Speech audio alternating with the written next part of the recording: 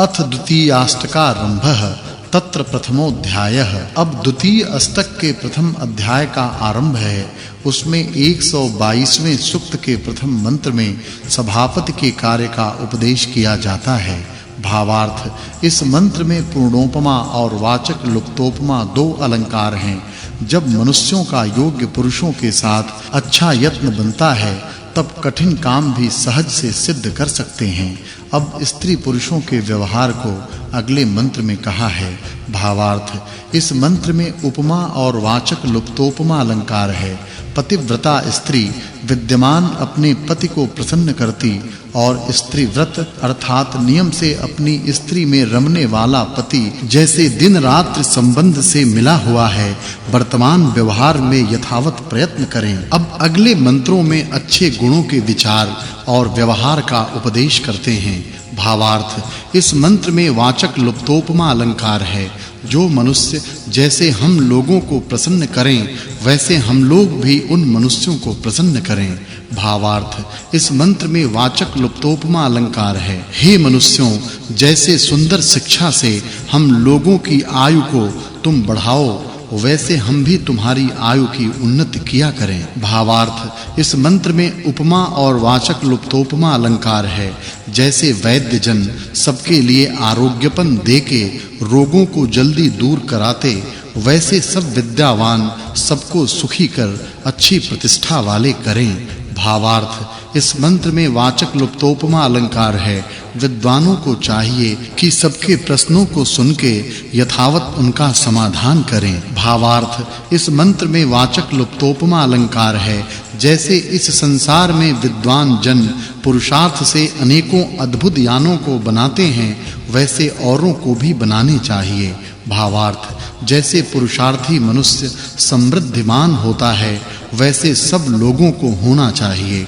भावार्थ, जो मनुष्य परोपकार करने वाले विद्वानों से द्रोह करता वह सदा दुखी और जो प्रीति करता है वह सदा सुखी होता है। अब युद्ध के विषय का उपदेश अगले मंत्र में कहा है।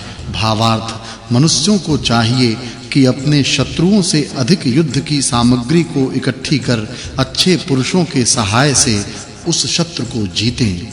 फिर उपदेश करने वाले का कर्तव्य अगले मंत्रों में कहा है। भावार्थ, जो परमेश्वर परम विद्वान और अपने आत्मा के सकाश से विरोधी नहीं होते और उनके उपदेशों को ग्रहण करें वे विद्याओं को प्राप्त हुए महाशय होते हैं। भावार्थ, इस मंत्र में वाचक् लुप्तोपमा अलंकार है। जो विद्वान मनुष्य पूर्ण विद्याओं को जानने वाला समस्त विद्याओं को पाकर औरों को उपदेश देते हैं वे यशस्वी होते हैं। भावार्थ, जो अच्छी शिक्षा से सबको विद्वान करते हुए साधनों से चाहे हुए को सिद्ध करने वाले समर्थ विद्वानों का सेवन नहीं करते वे अभिष्ट सुख को भी नहीं प्राप्त होते हैं।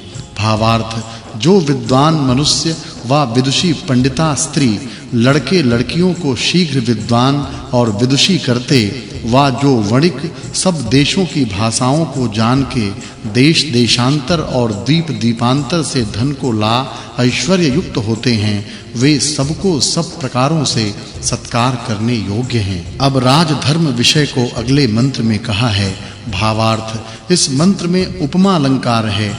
जिस राजा के राज्य में विद्या और अच्छी शिक्षा युक्त गुण कर्म स्वभाव और नियम युक्त धर्मात्मा जन चारों वर्ण और आश्रम तथा सेना प्रजा और न्यायाधीश हैं वह सूर्य के तुल्य कीर्ति से अच्छी शोभा युक्त होता है। इस सूक्त में राजा प्रजा और साधारण मनुष्यों के धर्म के वर्णन से इस सूक्त में कहे हुए अर्थ की पिछले सूक्त के साथ एकता है यह जानना चाहिए।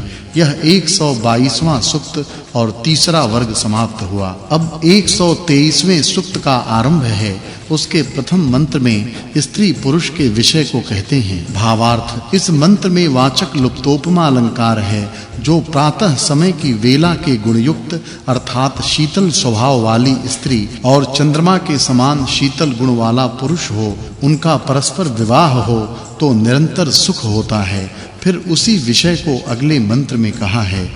भावार्थ इस मंत्र में वाचक् लुप्तोपमा अलंकार है। सब कन्या 25 वर्ष अपनी आयु को विद्या के अभ्यास करने में व्यतीत कर पूरी विद्यावली होकर अपने समान पति से विवाह कर प्रातः काल की वेला के समान अच्छे रूप वाली हों। भावार्थ इस मंत्र में वाचक् लुप्तोपमा अलंकार है।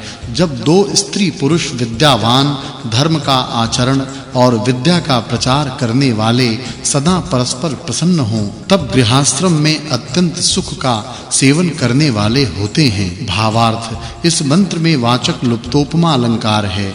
जैसे सूर्य की कांति धाम सब पदार्थों के अगले भाग को सेवन करती और नियम से प्रत्येक समय प्राप्त होती है, वैसे स्त्री को भी होना चाहिए। भावार्थ इस मंत्र में वाचक् लुप्तोपमा अलंकार है। स्त्रियों को चाहिए कि अपने घर में ऐश्वर्य की उन्नति, श्रेष्ठ रीति और दुष्टों का ताड़न निरंतर किया करें। भावार्थ इस मंत्र में वाचक् लुप्तोपमा अलंकार है। जब स्त्रियां प्रभात समय की वेलाओं के समान वर्तमान अविद्या, मैलापन आदि दोषों को निराले कर विद्या और पाकपन आदि गुणों को प्रकाश कर ऐश्वर्य की उन्नति करती हैं, तब वे निरंतर सुखयुक्त होती हैं। भावार्थ इस मंत्र में वाचक् लुप्तोपमा अलंकार है। इस जगत में अंधेरा, उजाला दो पदार्थ हैं, जिनमें सदैव पृथ्वी आदि लोकों के आधे भाग में दिन और आधे में रात्रि रहती है। जो वस्तु अंधकार को छोड़ता वह उजाले का ग्रहण करता, और जितना प्रकाश अंधकार को छोड़ता उतना रात्रि लेती। दोनों पारी से सदैव अपनी व्याप्ति के साथ पाए हुए पदार्थों को ढांपते और दोनों एक साथ वर्तमान हैं। उनका जहां-जहां संयोग है वहां-वहां संध्या, और जहां-जहां वियोग होता है अर्थात अलग होते हैं, वहां-वहां रात्रि और दिन होता। जो स्त्री पुरुष ऐसे मिल और अलग होकर दुख के कारणों को छोड़ते और सुख के कारणों को ग्रहण करते, वे सदैव आनंदित होते हैं। भावार्थ जैसे ईश्वर के नियम को प्राप्त हो गए होते और होने वाले रात्रि दिन हैं, उनका अन्यथापन नहीं होता, वैसे ही इस सब संसार में क्रम का विपरीत भाव नहीं होता, तथा जो मनुष्य आलस को छोड़ सृष्टि क्रम की अनुकूलता से अच्छा यत्न किया करते हैं, वे प्रशंसित विद्या ऐश्वर्य वाले होते हैं। और जैसे यह रात्रि दिन नियत समय आता और जाता, वैसे ही मनुष्यों के व्यवहारों में सदा अपना वर्ताव रखना चाहिए। भावार्थ इस मंत्र में वाचक् लुप्तोपमा अलंकार है।